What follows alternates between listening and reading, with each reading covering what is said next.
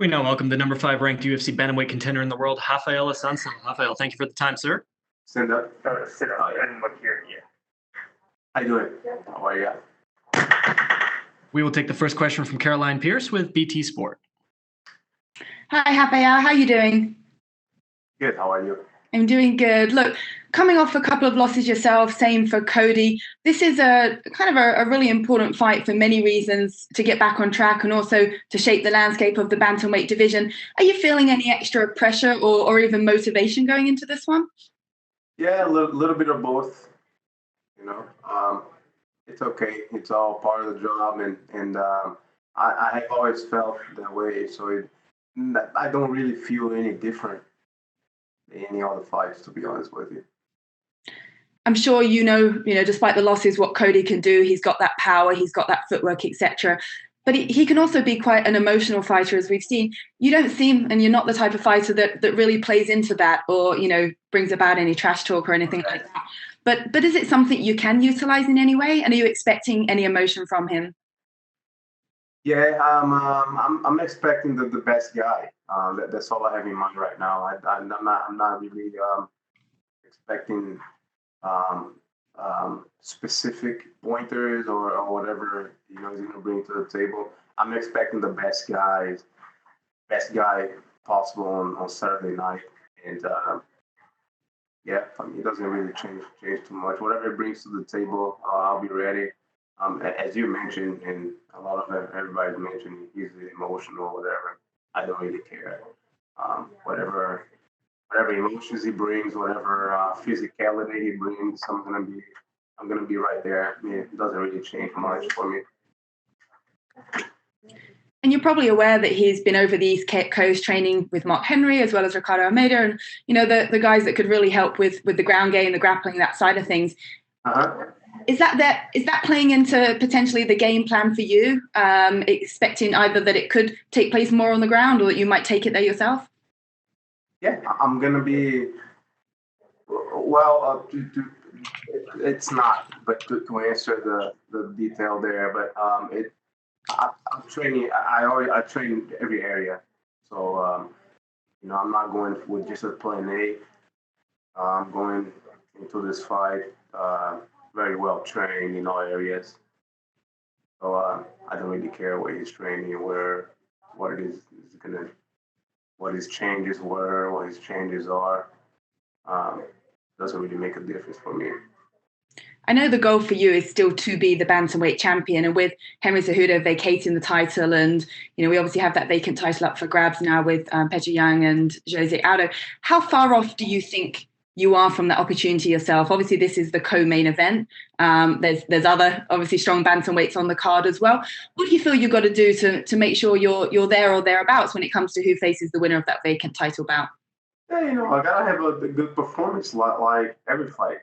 It's not just because this is a co-main event against Cody Garbrandt, but every fight I gotta make sure that I bring the best Raphael Assuncao that night, and that's what I'm gonna try to do.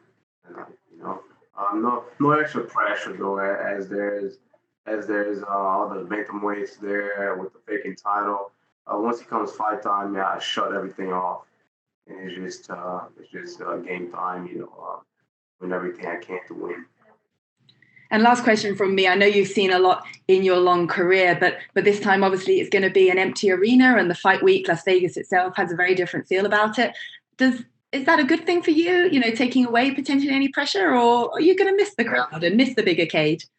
Yeah, it's not a the good thing for me, or it's a bad thing for me. It's just what it is now. I mean, times is crazy right now. Amidst everything that's going on, it's okay. I fought. My first professional event was a very small crowd. It was a private event. It was my first professional event. I was very proud of 75 people, 100 people. I still have a lot of remembrance of that event. So it's like I said, it's not good, it's not bad. It is what it is right now. And I'm gonna try to cancel all that, if there's this crowd or not. and just do me on Saturday night. So back to how it was in the beginning. Well, best of luck with that, Raphael. Thanks for talking to me. Thank you. And we will take our next question from Jim Varsalone with Miami Herald. Miami Herald. Hey, thank you so much. Yes, in South Florida. I was going to ask you, how are you, your family, friends, where you are now, and also in Brazil? How's everyone doing during all the pandemic and everything? Yeah, and as I mentioned, it's crazy times right now. I cannot miss the opportunity to speak just because it's in everyone's. It's current now, and it's crazy time right now. The family is good. My mom lives here in Recife, currently there, which it's been hit pretty hard in Recife right now. So she's being very cautious. She's taking all her measures, obviously, of social distancing and you know, amidst the pandemic there in Brazil, in Recife. And back home where I live in Atlanta, we're doing the same thing. We're taking precautions. We're doing everything we can. Even reopening the gym up there at Ascension, as well. My gym at ATT is also reopening. We're taking all the measurements to make sure everyone's safe, and we're gonna get through this.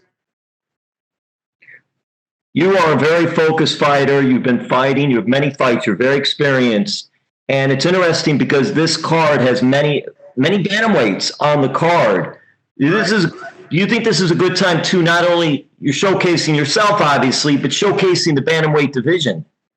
Yeah, it's great card, great bantamweight card, and yeah, it's always for me. You know, I try to neutralize all the factors, right? So the extras comes along, and what I try to do is the way the type of guy I am, I try to neutralize everything, and it's me there, right? So I don't extra pressure on me. Oh, I have to do this, do that, because I I'm gonna do my best out there, and I'm gonna come victorious. At the end of the night, that's all I have in mind right now.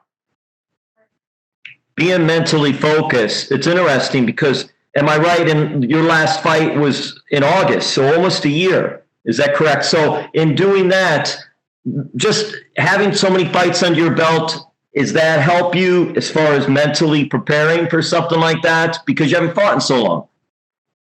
Yeah, yeah. I have taken times off of injuries, unfortunate injuries, and different factors. So yeah, almost a year. Yeah, right up to 10 months. It's okay. I'll still bring the experience from the previous, even though it was a negative. I'll still bring that experience along and try to improve upon that loss. I think I did make some changes as well, and that helped me. That loss also gave me a new path to take in training and stuff. And so yeah, it's okay. The time off was okay, to improve and keep improving. Being a student of the arts game. So it's okay. 10 months, it's okay. And then lastly, for me, how much of a fighter mentally and physically are you different from when you were first starting to where you are now? Or are you different from when you first started to where you are now? From when I first started, I'm 37 years old, and I feel no different. Everything's just so the same, so equal for me. The weight cut is the same. My cardio, my routines, my workouts, everything just feels the same. Even a little even better now. Um, I'm wiser. As a human being, just a wiser guy. It just feels so natural. Right now. But then let's say with the pandemic, it wasn't as easy as because for everyone, right? We had to take days off. The gyms were still reopening. Training partners were being cautious, so we had to reunite and get the team together. I was very fortunate myself that I had a good team in Atlanta with me, and we kept training pretty good. You know, but yeah, so some of the trainings were I could not see some of them still, but it worked out okay. Thank you. All the best on Saturday. Thanks, buddy. And we will take our next question from Gabriel Pangalangan with the Dojo Drifter. Raphael, hello from the Philippines. So tell us more about your training camp. Some people have said that the pandemic actually didn't change it that much. Some people, of course, felt a big impact from the pandemic. How was it for you? Yeah, we felt the impact for sure. It's I'm gonna say it again. It's different times. It's different times, crazy times for everyone. Um, and we did feel the impact. Within the community, family, in the martial arts community, in the martial arts world, in our gyms world. Um, our gym, Ascension, even ATT was shut down. Um, yeah, we felt a little bit of impact, and we try to maintain to the best of our ability. Like we worked out fine, worked out okay. Things started to come back right in timely manner, so it worked out okay. All right, and then looking at your opponent, Cody's, looking at his game, where do you think you have the most advantage in this fight? Yeah, I mean the advantage. I'm a more experienced, more seasoned guy. Um, I think I have the advantage anywhere, despite him having some heavy hands or whatever. Um, my mentality is I have the advantage every second of the fight.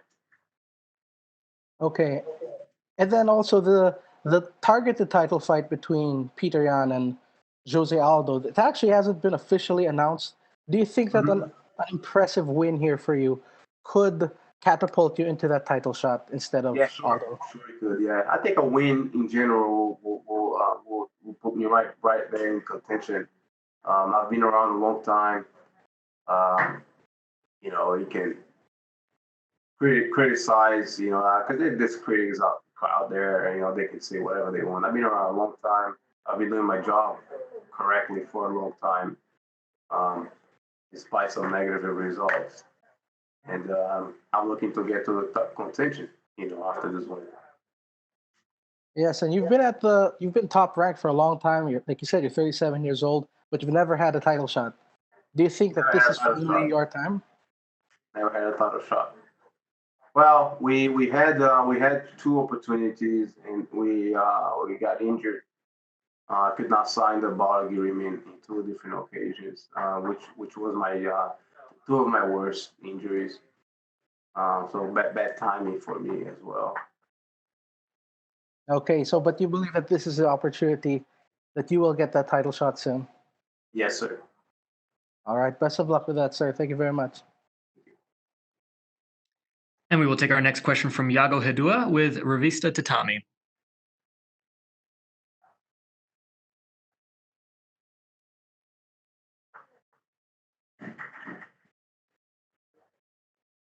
Tatami.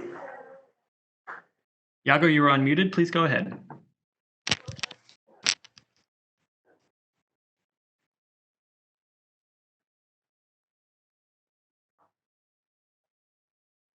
Tudo bem? Aqui é o Iago da Tatami. We can hear you, Yago. Please go ahead. Rafael, me conta. Opa, Oi, tudo bem, Rafael? Tá me ouvindo bem? tô sim. É, Opa, você vem de uma sequência, né, negativa de 2 derrotas. Como é que você acha que isso impacta na sua luta? Também o Cody também vem de uma sequência negativa, né? Você acha que os dois é,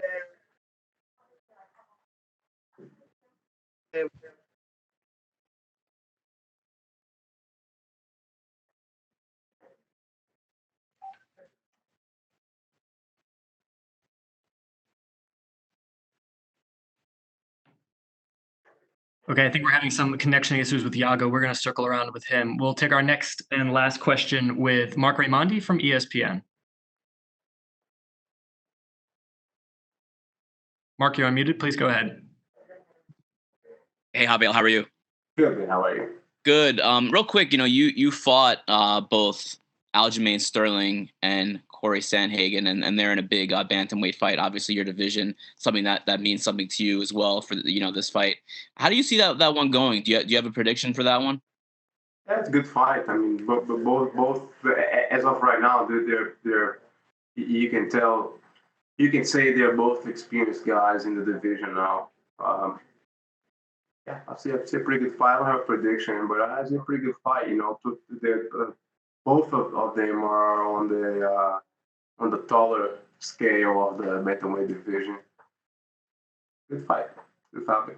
I'll be sneak peeking from backstage for sure. They both have kind of different styles compared to one another. Do you see any one of those styles having an edge over the other in this fight? Yeah, I don't see an edge right off the bat like that. And it's just different, right? Aljamain kicks a little bit more, and Sandhagen is longer.